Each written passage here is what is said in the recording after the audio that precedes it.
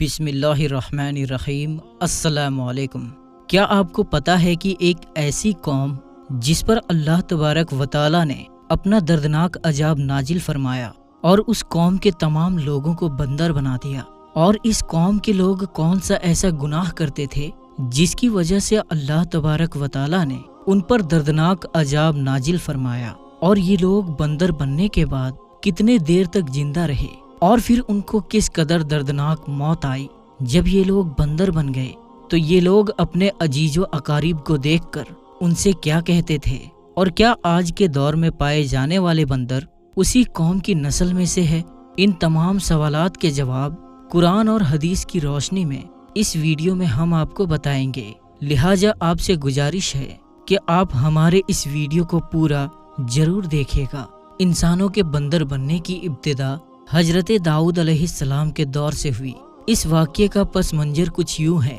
حضرت داؤد علیہ السلام اور ان کی قوم سمندر کے کنارے ایلا نامی گاؤں میں رہتے تھے، اور ان کی تعداد 70,000 کے قریب تھی۔ یہ قوم بڑی ہی خوشحال تھی اور اللہ تبارک و تعالیٰ کی فرما بردار قوم تھی۔ اس قوم کو اللہ تبارک و تعالیٰ نے بے شمار نعمتوں سے نوازا تھا۔ ہر طرف سرسبز باغات اور ہر طرف ہریالی ہی ہریالی تھی، اور اللہ تبارک و تعالیٰ کی بے پناہ کرم نوازی تھی۔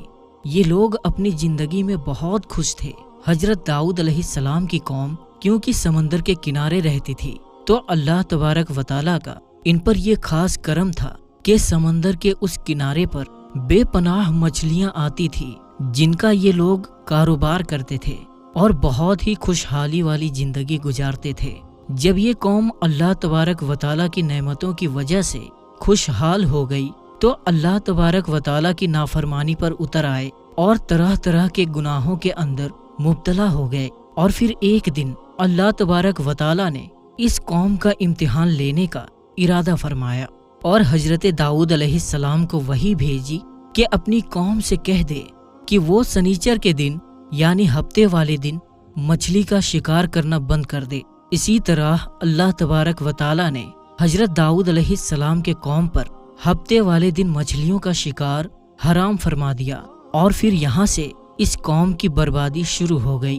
حضرت داؤد علیہ السلام نے اپنی قوم کو بتایا کہ اللہ تبارک و تعالیٰ نے ہفتے والے دن مچھلیوں کے شکار کو حرام قرار دیا ہے، تو وہ لوگ بہت ہی زیادہ پریشان ہو گئے اور ساری قوم سر پکڑ کر بیٹھ گئی، کیونکہ ہفتے کا دن ہی وہ دن تھا جس میں مچھلیاں زیادہ تعداد میں آتی تھی اور خود بخود کنارے پر آ جاتی تھی، اور باقی دن ایسے تھے کہ بہت کم اور نہ ہونے کے برابر مچھلیاں پکڑی جاتی تھی۔ اس قوم کا گزر بسر چونکہ مچھلیوں کی شکار پر تھا، اس وجہ سے اللہ تبارک و تعالیٰ کا یہ حکم سن کر یہ قوم پریشان ہو گئی۔ یہ نہیں جانتے تھے کہ اللہ تبارک و تعالیٰ کی طرف سے یہ ایک آزمائش ہے۔ پھر ایک دن شیطان نے ان کو وسوسے میں ڈالا کہ سمندر سے نالیاں نکال کر خشکی میں بڑے بڑے حوض بنا لیے جائیں۔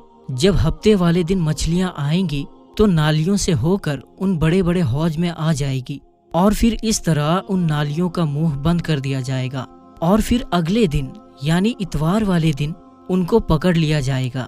شیطان نے اس قوم کے لوگوں کو ورگلایا کہ اس طرح ہم ہفتے والے دن شکار سے بھی بچ جائیں گے، اور مچھلیاں بھی ہاتھ آ جائیں گی، اور وہ بھی پکڑی جائیں گی۔ بہت سے لوگوں کو یہ ہلا بازی اچھی لگی، اور انہوں نے ایسا کرنا شروع کر دیا، اور سمندر سے چھوٹی چھوٹی نالیاں نکال کر بڑے بڑے حوضوں میں ڈال دی، جس کے ذریعے مچھلیاں ان حوض میں داخل ہو جاتی۔ اس قوم کے بدبخت لوگوں کو شیطان کا یہ ہلا بہت پسند آیا، لیکن اس قوم نے یہ نہ سوچا کہ جب مچھلیاں سمندر سے آ کر حوض میں قید ہو گئی تو پھر مچھلیوں کا شکار ہی ہو گیا۔ اسی لیے یہ شکار بھی ہفتے والے دن ہی قرار پایا جو اللہ تبارک و تعالیٰ نے حرام قرار دیا تھا۔ اس موقع پر یہودیوں کے 3 گروہ ہو گئے۔ کچھ لوگ ایسے تھے جو شکار کے اس شیطانی ہلے سے منع کرتے تھے اور ناراض اور بیزار ہو کر شکار سے باز رہے، اور کچھ لوگ اس کام کو دل سے برا جان کر خاموش رہے، لیکن انہوں نے شکار نہ کیا اور دوسروں کو منع بھی نہ کرتے تھے، بلکہ یہ لوگ منع کرنے والوں سے یہ کہتے تھے کہ تم لوگ ایسی قوم کو نصیحت کرتے ہو جنہیں اللہ تبارک و تعالیٰ عنقریب ہلاک کرنے والا ہے اور ان پر اپنا دردناک عذاب نازل فرمانے والا ہے۔ اور اس قوم کے کچھ لوگ ایسے تھے جو شرکس اور نافرمان لوگ تھے، جنہوں نے اللہ تبارک و تعالیٰ کی حکم کی اعلانیہ مخالفت کی تھی اور شیطان کے سازش کو مان کر ہفتے والے دن شکار کرنے لگے۔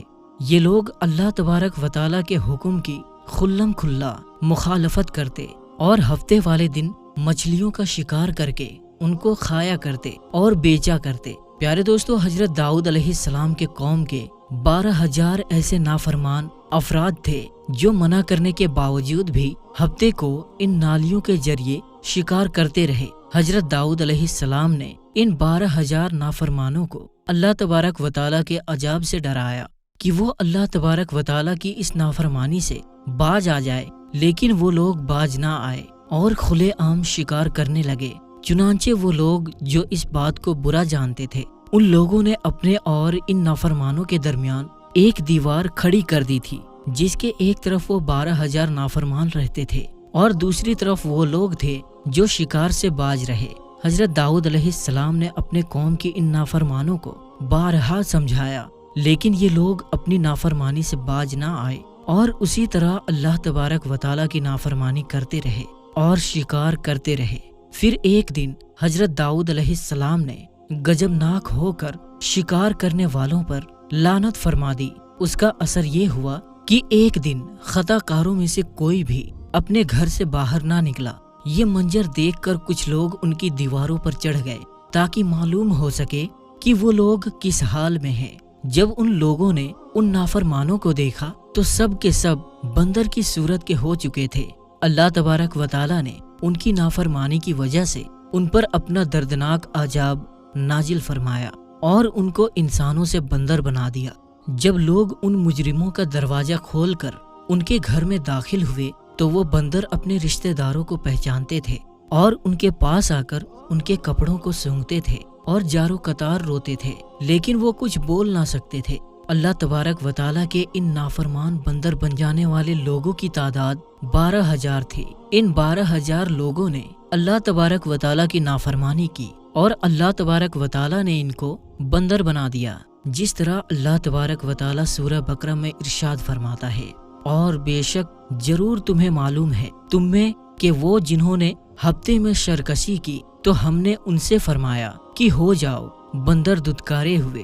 اس طرح حضرت داؤد علیہ السلام کے قوم کے 12,000 نافرمان بندر بن گئے۔ یہ لوگ 3 دن تک زندہ رہے اور اس دوران یہ لوگ نہ کچھ کھا سکتے تھے اور نہ ہی پی سکتے تھے، بلکہ یوں ہی بھوکے پیاسے سب ہلاک ہو گئے اور 3 دن کے اندر سب کے سب مارے گئے۔ اور وہ لوگ جو ان نافرمانوں کو اللہ تبارک و تعالیٰ کی نافرمانی سے منع کرتے تھے، اللہ تبارک و تعالیٰ نے ان کو ان عذاب سے سلامت رکھا، اور وہ لوگ جو شکار کو برا جان کر خاموش تھے، اللہ تبارک و تعالیٰ نے ان کو بھی اس عذاب سے سلامت رکھا۔ پیارے دوستو، اب بات کرتے ہیں کہ آج کے دور کے بندروں میں سے کیا کوئی بندر ان کی نسل میں سے بھی موجود ہے یا نہیں، یا آج کے دور میں پائے جانے والے بندر انہی بندروں کی نسل میں سے ہے۔